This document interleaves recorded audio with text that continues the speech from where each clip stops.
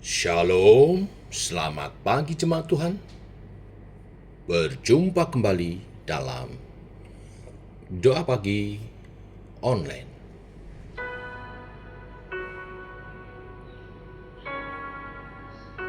Kasih tak terbatas.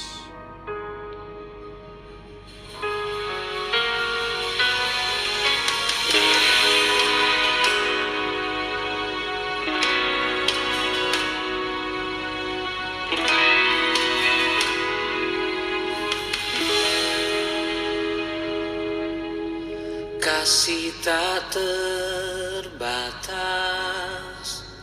telah Kau berikan,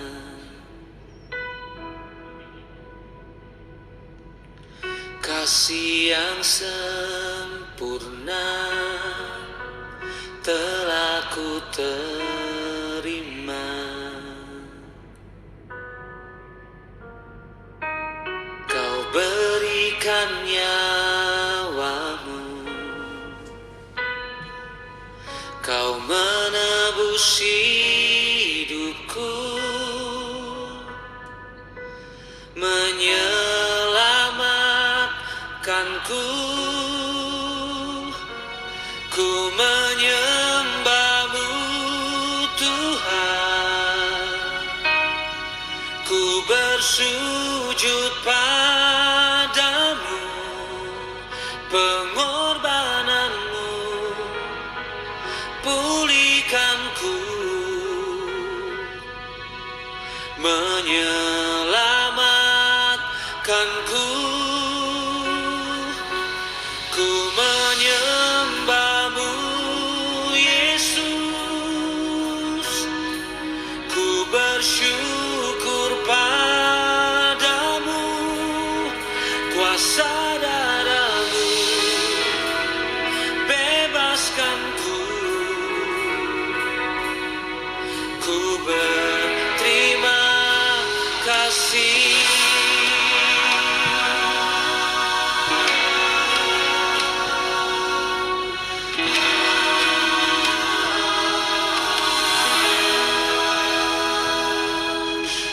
Kasih tak terbatas telah Kau berikan,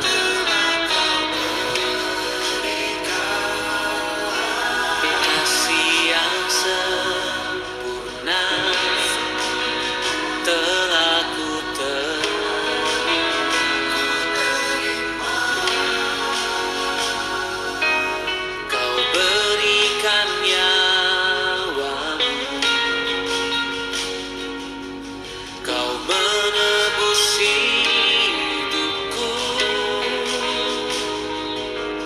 menyelamatkanku.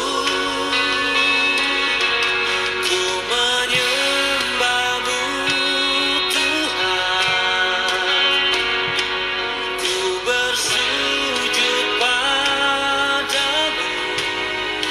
Pengorbanan-Mu pulihkanku, menyelamatkanku. Ku menyembah-Mu Yesus, ku bersyukur padamu. Kuasa darah-Mu bebaskanku, ku berterima kasih.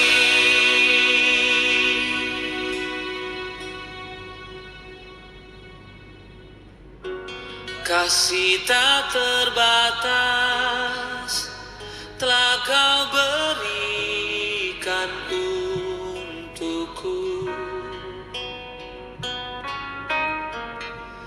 Darah yang tercurah menyelamatkan hidupku. Kasih tak terbatas telah Kau berikan untukku.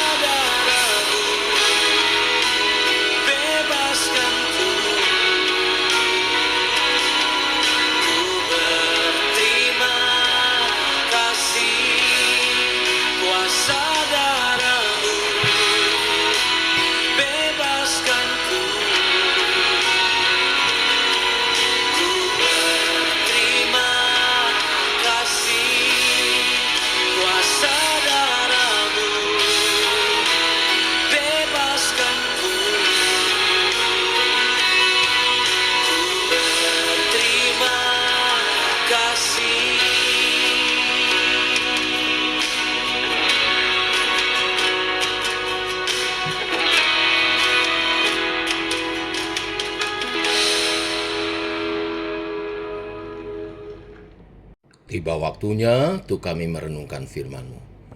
Firman-Mu lah suluh dan terang bagi jalan kami. Berfirman Tuhan, terangi jalan kami dalam nama Tuhan Yesus Kristus. Amin. Bapak Ibu, kita lanjutkan renungan kita 1 Korintus pasal 13. Bicara tentang kasih. Demikian firman Tuhan. Sekalipun aku dapat berkata-kata dengan semua bahasa manusia dan bahasa malaikat, tetapi jika aku tidak mempunyai kasih, aku sama dengan gong yang berkumandang dan canang yang gemerincing. Sekalipun aku mempunyai karunia untuk bernubuat, dan aku mengetahui segala rahasia dan memiliki seluruh pengetahuan, dan sekalipun aku memiliki iman yang sempurna untuk memindahkan gunung, tetapi jika aku tidak mempunyai kasih, aku sama sekali tidak berguna. Dan sekalipun aku membagi-bagi segala sesuatu yang ada padaku, bahkan menyerahkan tubuhku untuk dibakar, tetapi jika aku tidak mempunyai kasih, sekalipun tidak ada faedahnya bagiku. Kasih itu sabar, kasih itu murah hati, ia tidak cemburu, ia tidak memegahkan diri dan tidak sombong. Ia tidak melakukan yang tidak sopan dan tidak mencari keuntungan diri sendiri. Ia tidak pemarah dan tidak menyimpan kesalahan orang lain. Ia tidak bersuka cita karena ketidakadilan, tetapi kebenaran. Ia menutupi segala sesuatu, percaya segala sesuatu, mengharapkan segala sesuatu, sabar menanggung segala sesuatu. Kasih tidak berkesudahan. Nubuat akan berakhir, bahasa roh akan berhenti, pengetahuan akan lenyap, sebab pengetahuan kita tidak lengkap dan nubuat kita tidak sempurna. Tetapi jika yang sempurna tiba, maka yang tidak sempurna itu akan lenyap. Ketika aku kanak-kanak, aku berkata-kata seperti kanak-kanak. Aku merasa seperti kanak-kanak. Aku berpikir seperti kanak-kanak. Sekarang, sesudah aku menjadi dewasa, aku meninggalkan sifat kanak-kanak itu. Karena sekarang kita melihat dalam cermin suatu gambaran yang samar-samar. Tetapi nanti kita akan melihat muka dengan muka. Sekarang aku hanya mengenal dengan tidak sempurna. Tetapi nanti aku akan mengenal dengan sempurna, seperti aku sendiri dikenal. Demikianlah tinggal ketiga hal ini, yaitu iman, pengharapan, dan kasih. Dan yang paling besar di antaranya ialah kasih. Amin. Bapak Ibu, di 1 Korintus 12 kita telah mempelajari tentang karunia-karunia roh. Lalu di pasal 13 ini disambungkan dengan kasih. Mengapa setelah berbicara tentang karunia-karunia roh, Rasul Paulus mengajar kemudian tentang kasih? Karena kasih tidak bisa dilepaskan dari pelayanan menggunakan karunia-karunia roh. Tentang kasih, Rasul Paulus ingin berbicara yang pertama, bahwa kasih itu adalah prasyarat, bukan tambahan untuk sebuah karunia. Di ayat 1 dikatakan, sekalipun aku memiliki atau menguasai atau mengerti semua bahasa manusia dan bahasa malaikat. Artinya mungkin kita pandai bicara, MC yang hebat, WL yang hebat, penginjil yang ulung, tapi tanpa kasih adalah sama dengan gong yang berkumandang dan canang yang gemerincing. Artinya hanya bunyi-bunyian saja, tidak ada faedahnya. Lalu di ayat 2 dikatakan, sekalipun kita bisa bernubuat, paham semua rahasia, punya iman yang dapat memindahkan gunung, tetapi tanpa kasih, dikatakan aku sama sekali tidak berguna. Nol besar, tidak ada nilainya. Lalu di ayat 3 dikatakan, sekalipun aku membagi-bagikan semua hartaku dan bahkan serahkan tubuhku untuk dibakar, ya, tetapi tanpa kasih atau motivasinya bukan karena kasih, sama dengan tidak ada faedahnya. Dari ayat-ayat ini kita melihat bahwa syarat utama melayani dengan karunia itu adalah kasih. Tanpa kasih nol besar, tanpa kasih tidak berguna. Lalu di ayat 4-7 Rasul Paulus mendefinisikan tentang kasih. Yang saya boleh simpulkan bahwa kasih itu bukan perasaan, emosi, tapi kasih itu karakter Kristus yang perlu keputusan. Oleh sebab itu Rasul Paulus memakai kasih bukan sebagai kata benda tetapi kata kerja. Saya akan jabarkan buat Bapak Ibu jemaat saudara. Yang pertama, sabar. Sabar ini sama dengan artinya tidak gampang marah, tidak gampang meledak. Orang sekarang bilang sumbunya tidak pendek. Jadi yang perlu digarisbawahi di poin 2, long suffering dianugerahkan. Lalu yang kedua, murah hati, membangun tubuh Kristus. Artinya persekutuan kita, murah hati itu kita, artinya aktif berkomunitas kita untuk bertumbuh dan makin kuat. Murah, tapi bukan murahan, menjadi kesaksian bagi dunia, senang berbuat baik. Yang terakhir Bapak Ibu.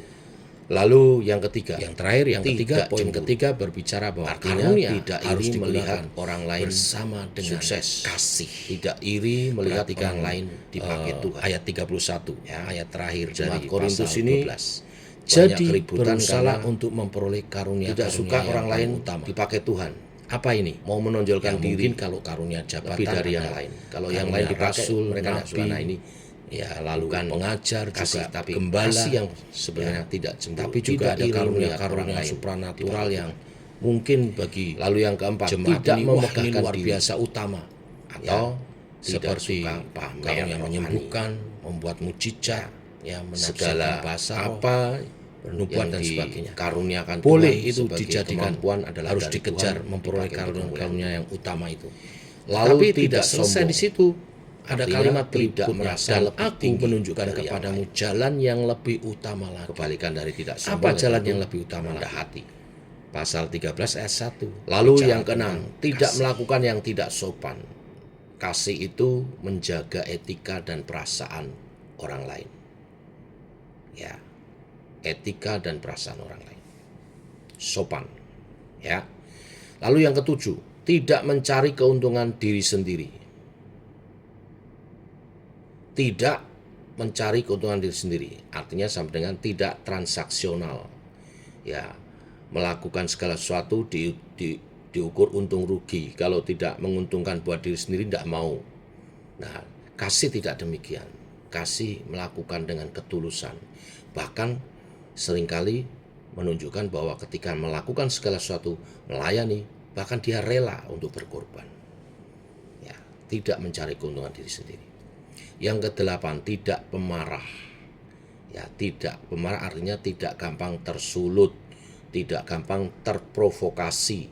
Ya, ini sebetulnya hampir sama dengan tadi ya, sabar. Ya. Lalu yang terakhir, tidak menyimpan kesalahan. Artinya tidak bikin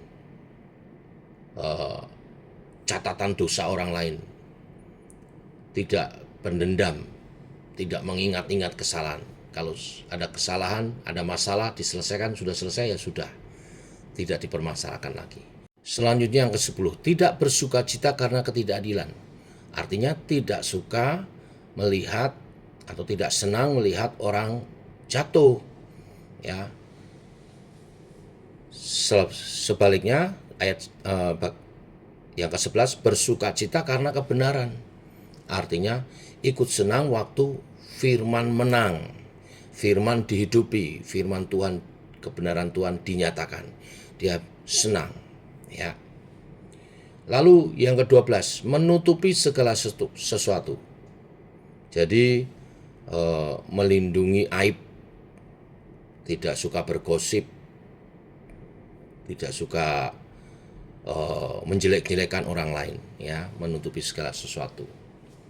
Lalu percaya segala sesuatu dan mengharapkan segala sesuatu. Artinya dalam setiap permasalahan yang sedang terjadi, dia berharap baik bahwa ke depan akan ada jalan keluar, ke depan akan lebih baik. Ya. Dan yang terakhir, sabar menanggung segala sesuatu. Artinya bertahan di bawah beban. Hupomeno, bertahan di bawah beban.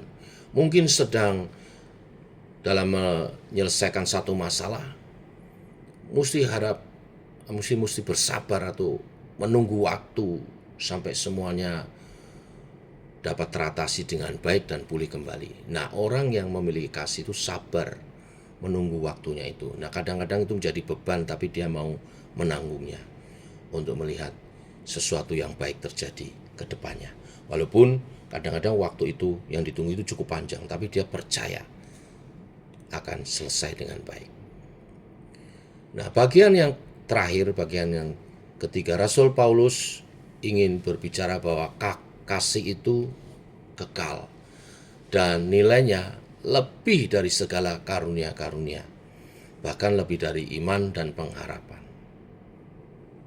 Ayat 8-10 menyatakan karunia-karunia itu sementara. Nubuat akan lenyap, bahasa roh akan berhenti, pengetahuan akan hilang. Ya, karena nanti kalau Kristus datang kedua kali dan semua disempurnakan, kita tidak butuh karunia-karunia itu lagi. Ya, karena kita sudah hidup dalam kesempurnaan bersama dengan Kristus. Dan ayat 13 menjelaskan akan tinggal ketiga hal ini, iman, pengharapan, dan kasih. Ini yang kekal. Ya, iman akan jadi nyata oleh kita melihat Kristus dan hidup bersama dengan Kristus, Tuhan dan Juru Selamat kita. Dan pengharapan akan jadi kenyataan selama ini apa yang kita harapkan dalam iman kita dinyatakan. Tetapi dari ketiga hal ini, kasih yang paling besar, karena Allah itu adalah kasih. Ya, kita akan bersama-sama dengan Allah yang adalah kasih. Kesimpulannya Bapak Ibu Saudara sekalian, kita mesti mengejar karunia-karunia, bahkan karunia yang utama. Ya, bagus, tapi lebih daripada itu semua, kasih adalah yang utama. Daripada berdoa, Tuhan, kasih aku karunia-karuniamu, lebih baik berdoa, Tuhan, bentuk kasih-Mu dalam aku supaya karunia apapun yang Engkau anugerahkan menjadi berguna bagi diriku dan bagi sesama, dan itu memuliakan Tuhan. Biarlah kebenaran firman hari ini memberkati kita semua. Amin. Mari kita berdoa. Bapa, kami mengucap syukur oleh anugerah kebenaran kasih-Mu melalui firman pagi ini, bahwa bersama dengan kami giat mengejar karunia-karunia, yang utama adalah kami harus menghidupi kasih Tuhan. Sebagaimana Paulus menasihatkan hari ini, bahwa tanpa kasih segala karunia adalah kosong, nol, seperti gong dan canang yang bergerincing saja, hanya suara, tidak ada makna. Tapi kami mau setiap karunia yang ada, yang Tuhan telah limpahkan pada kami, berguna untuk membangun tubuh Kristus dan menjadi kemuliaan nama Tuhan. Bimbinglah kami menghidupi kasih Tuhan, kasih agape yang nyata. Tuhan memberkati. Terima kasih Tuhan. Dalam nama Tuhan Yesus. Amin. Demikian saudara, selamat pagi. Shalom.